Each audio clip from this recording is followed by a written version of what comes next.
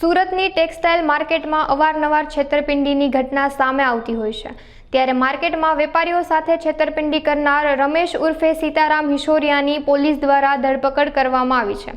આ ઘટનામાં 13 વેપારી સાથે ઉઠમણું થયું હોવાનું સામે આવ્યું હતું, જેમાં સ્વદેશી ટેક્સટાઇલ માર્કેટમાં વિનાયક ફેશનના પન્નાલાલ પ્રજાપતિ અને અલંકિત શરાફ, કોહિનૂર ટેક્સટાઇલ માર્કેટમાં જય માતાજી સિલ્ક મિલના સંદીપ જૈન ઉપરાંત ન્યૂ આદર્શ ટેક્સટાઇલ માર્કેટ અને ગ્લોબલ ટેક્સટાઇલ માર્કેટ સહિત દુકાનો ખોલાવી અન્ય માર્કેટના 13 વેપારી પાસેથી માલની ખરીદી બાદ રમેશ ઉર્ફે સીતારામ માસ્ટર માઇન્ડ તરીકેની ભૂમિકા ભજવી ઉઠમણા કરાવતો હતો।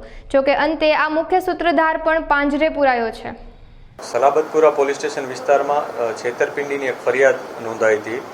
આ ફરિયાદમાં ફરિયાદીએ આરોપી તરીકે ઋષિ શાહનું નામ આપેલું હતું। પોલીસે આ ઋષિ શાહની ધરપકડ કરી હતી।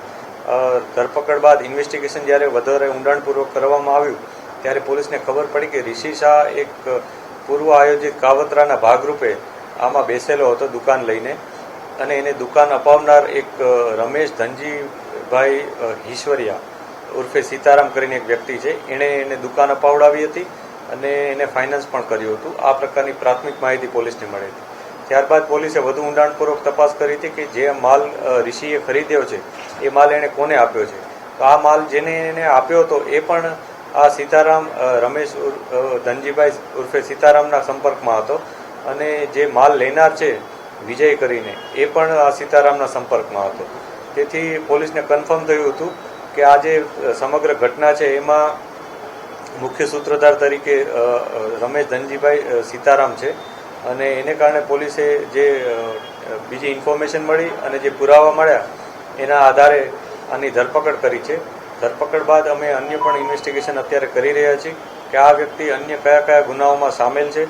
આ ઉપરાંત અન્ય જે પણ વિક્ટીમ હોય એનો પણ અમે સંપર્ક કરી રહ્યા છીએ કે ભાઈ આ પ્રકારની એમોસાના ભોગ બનેલા હોય એવા કોઈ પણ વ્યક્તિ પોલીસ પાસે આવે અને ફરિયાદ નોંધાવે।